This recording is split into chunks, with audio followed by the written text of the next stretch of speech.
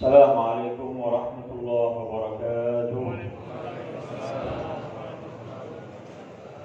Alhamdulillah wa kafa wa salamun ala ibadihi alladhina istafa.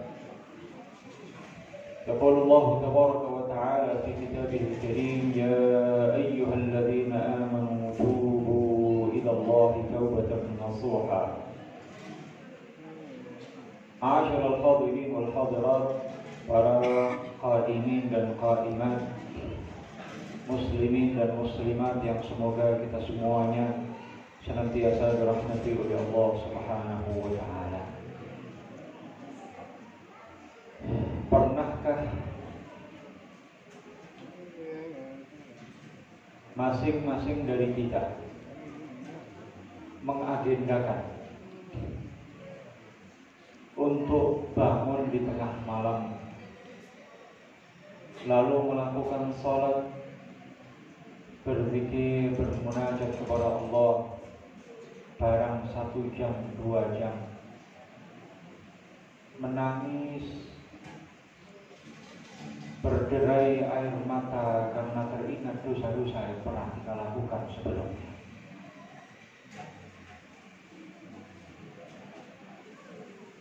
Kalau tidak, mari kita agendakan, Bapak Ibu sekalian. Dalam kehidupan kita ini, di balik hiruk pikuk kehidupan duniawi dan tuntutan kehidupan yang luar biasa, kita butuh saat-saat untuk menyendiri. Kita butuh saat-saat untuk mengevaluasi diri kita, bermuhasabah, melihat kekurangan-kekurangan pada diri kita masing-masing yang pasti lebih banyak daripada kebaikan-kebaikan, keunggulan-keunggulan, prestasi-prestasi kita.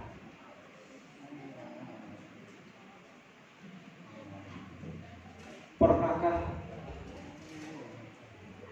di keheningan malam kita berpikir, ya Allah, apa amal yang sudah aku lakukan untuk kehidupan akhirat?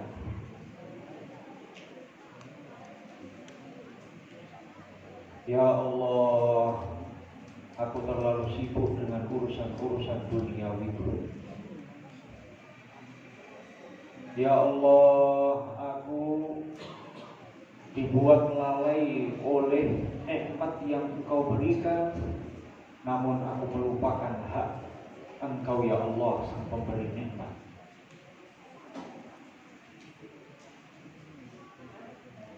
Pernahkah terlintas di benak kita, jangan-jangan Ramadan tahun ini adalah Ramadan terakhir bagi kita?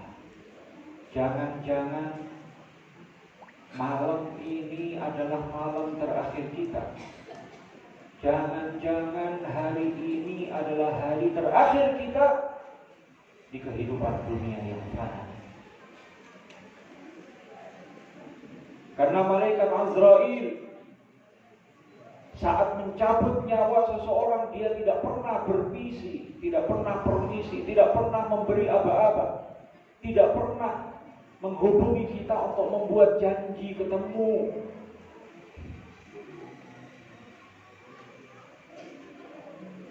Ajal tidak memandang usia, kesibukan, kesehatan. Sepekan yang lalu viral berita meninggalnya Al-Habib Hasan bin Ja'far rahmatullahi alaih, pimpinan Majelis Nurul Mustafa, yang malam pertama Ramadan masih berbuka bersama dengan keluarga-keluarga dekatnya. Malam kedua masih melakukan kegiatan salat tarawih atau semacamnya. Siangnya, pagi harinya, di waktu duha jam 9 meninggalkan dunia yang fana. Apakah terfikir oleh beliau bahwa jam 9 nanti saat pagi tiba, Apakah terpikir oleh beliau jam 9 nanti saya akan meninggal? Tidak, Bapak Ibu sekalian.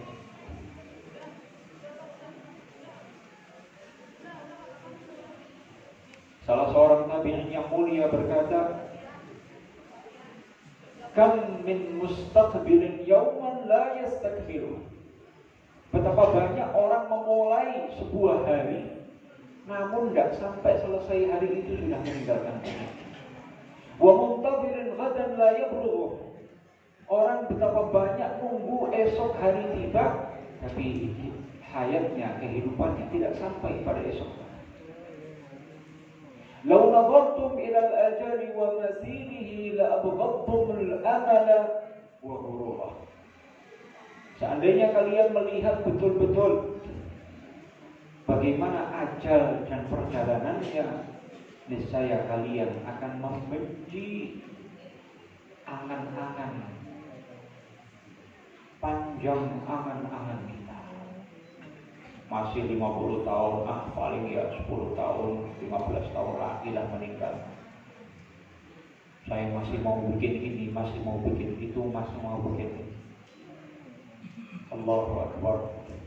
Beberapa menit setelah itu mungkin saja ajal sudah menyebutnya.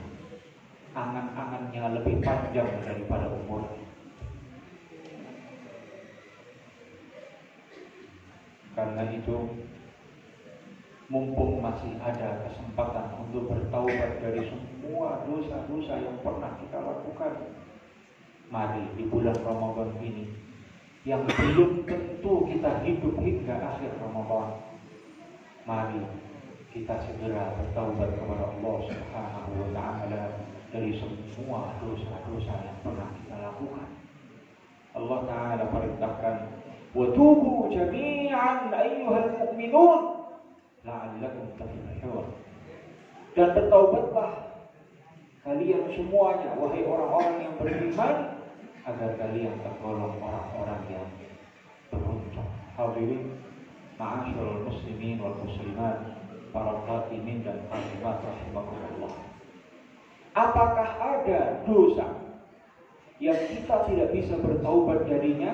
Tidak ada. Tidak ada satupun dosa yang kita tidak bisa bertaubat dari. Dosa apapun yang pernah dilakukan oleh seorang hamba, dia bisa bertaubat darinya. Jangankan perbuatan dosa kecil, orang yang keluar dari Islam bisa bertaubat dengan masuk Islam kembali, meninggalkan perkara yang menyebabkannya keluar dari Islam, lalu masuk Islam kembali dengan membaca 2 kalimat syahadat. Orang yang pernah melakukan dosa besar sebanyak apapun bisa bertaubat kepada Allah Subhanahu wa Ta'ala, dan jika taubatnya memenuhi syarat rukunnya, Allah ampuni dosanya. At-taibu minadz dzambi kaman la dzamba. Nabi bersabda, orang yang bertaubat dari sebuah dosa seperti orang yang tidak pernah melakukan dosa itu. Nabi Shallallahu Alaihi Wasallam memisahkan, ada salah seorang di kalangan Bani Israel. Orang ini pernah melakukan kejahatan yang luar biasa. Apa itu? Membunuh 99 orang. Maka dia bertanya kepada orang-orang, bisa nggak saya bertaubat? Maka dia dipertemukan dengan orang yang paling ahli ibadah, paling rajin ibadah di kalangan Bani Israel.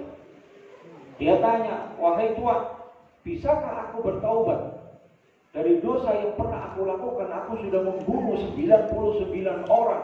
Aku sudah menghilangkan 99 nyawa tanpa dosa. Kata ahli ibadah itu, tidak bisa. Maka orang ini marah, dibunuh sekalian itu ahli ibadah. Maka jumlah yang dibunuh genap menjadi 100 orang. Lalu selang waktu kemudian dia ingin bertanya kembali, apakah bisa bertaubat? setelah membunuh 100 orang, dipertemukanlah ia kepada alam Bani Israel, ulama yang paling alim di kalangan Bani Israel saat itu. Saat bertemu dia bertanya, apa mungkin saya bertaubat padahal saya sudah membunuh 100 orang tanpa dosa? Kata ulama ini, iya, kamu bisa bertaubat. Tinggalkanlah kampung di mana kamu tinggal. Pergilah ke kampung A. Di sana ada banyak orang bertaubat dari dosa-dosa mereka, menyibukkan diri dengan beribadah kepada Allah Subhanahu wa Ta'ala. Maka orang ini meninggalkan kampungnya, pergi melakukan perjalanan menuju kampung yang diceritakan oleh ulama Bani Israil itu. Subhanallahil azim, di tengah jalan dia meninggal. Maka malaikatul rahmah dan malaikatul azab rebutan ini siapa ini? Ini urusan siapa ini? Urusan malaikatul rahmah atau urusan malaikatul azab? Siapa yang mengurus rohnya ini? Maka Allah Subhanahu wa Ta'ala kirimkan seorang manusia, seorang malaikat, tapi mengambil bentuk manusia, lalu mendamaikan dua kelompok malaikat ini dan berkata, qisu ma bainal arwah. Coba kalian ukur saja jarak dari mana tempat dia meninggal, lebih dekat ke kampung tempat dia ahli maksiat atau lebih dekat ke kampung yang dia tuju, di mana di sana ada orang-orang yang ahli ibadah yang bertaubat kepada Allah Subhanahu wa Ta'ala. Dalam satu riwayat disebutkan bahwa Allah perintahkan agar bumi yang ke arah kampung asalnya menjauh dan bumi yang berisi kampung yang dituju, di mana di sana ada orang yang bertaubat, agar mendekat. Maka diukur jarak dari tempat di mana dia meninggal, kedua kampung itu ternyata lebih dekat ke kampung yang dia tuju untuk bertaubat. Selisihnya hanya sejenak. Hanya sejenak. Subhanallah. Maka Allah Subhanahu wa Ta'ala terima taubat orang ini dan rohnya diurus oleh malaikatul rahmah. Di kesempatan yang lain, ada seorang perempuan berzina menghadap Nabi Shallallahu Alaihi Wasallam dan mengaku telah berzina dan hamil dari perzinahan yang dia lakukan. Dia minta ditegakkan hukum Allah kepadanya. Maka perempuan ini, oleh Nabi dipanggil walinya, bapaknya atau semacamnya. Nabi bersabda, ahsin ilaiha, berbuat baiklah kepada anakmu ini. Fa idza wada'at fa'tini biha, kalau dia sudah melahirkan, bawa kembali ke sini. Maka selang sekian bulan setelah melahirkan, dibawa kembali menghadap kepada baginda Rasulullah sallallahu alaihi wasallam. Apa yang terjadi? Diberikan, dikenakan pakaian yang lengkap, kemudian ditegakkan hukum Allah kepadanya, dirajam sampai meninggal, dilempari batu yang sedang sampai meninggal. Sesudah meninggal, baginda Rasulullah sallallahu alaihi wasallam menyolati jenazahnya. Sayyidina Umar keheranan dan berkata, ya Rasulullah, tusalli alaiha wa qad zanat. Rasulullah, Anda menyolati jenazah perempuan padahal dia telah berzina. Rasulullah sallallahu alaihi wasallam menjawab, ya Umar, innaha tabat ila Allah taubatan law qusimat baina 70 min ahli al-Madinah la wasi'atuhum. Umar, ini perempuan sudah bertaubat kepada Allah, yang jika taubatnya dibagi kepada 70 penduduk Madinah, itu akan cukup untuk mereka. Wa hal wajadta afdala an jadat bi nafsiha lillah. Apakah engkau pernah menemukan orang yang dengan sukarela memperoleh hukuman dari Allah Subhanahu wa Ta'ala untuk diterapkan terhadapnya? Subhanallahil azim. Bapak Ibu sekalian, membunuh tanpa hak berzina ini dua dosa terbesar setelah kekufuran dan kemusyrikan. Ternyata orang bisa bertaubat darinya sesuai dengan penjelasan baginda Rasulullah sallallahu alaihi wasallam. Maka yakinlah bahwa Allah a'zamu min dzunubi. Yakinlah bahwa ampunan Allah jauh lebih luas dari semua dosa-dosa yang pernah kita lakukan. Jangan menunda-nunda taubat, segerakan bertaubat kepada Allah Subhanahu wa taala sebelum ajal menjemput kita. Ma'asyiral muslimin wal muslimat rahimakumullah, bulan Ramadan, malam-malam Ramadan adalah momen terbaik untuk bertaubat kepada Allah Subhanahu wa taala dari segala dosa yang pernah kita lakukan. Kita tinggalkan semua perbuatan dosa itu. Kita menyesal karena telah melanggar Allah, larangan Allah Subhanahu wa taala. Kita bertekad untuk tidak mengulangi kembali dosa yang sama. Jika kita melakukan kezaliman, kembalikan kepada orang yang memiliki hak yang kita rampas. Jika dosa kita meninggalkan kewajiban, kita qadha, kita bayar kewajiban-kewajiban itu, baik sholat, puasa, zakat, dan lain sebagainya. Jika kita tidak bertaubat saat ini, hari ini, jangan sampai terlambat kita bertaubat. Karena Nabi SAW bersabda, Innallaha yaqbalu taubatal abdi ma lam yughargir. Sesungguhnya Allah Ta'ala menerima taubat hamba selama roh belum nyampai ke tenggorokannya dan akan keluar dari badannya. Mudah-mudahan bermanfaat. Kurang lebih mohon maaf. Hadanallahu wa iyyakum ajma'in. Wassalamualaikum warahmatullahi wabarakatuh.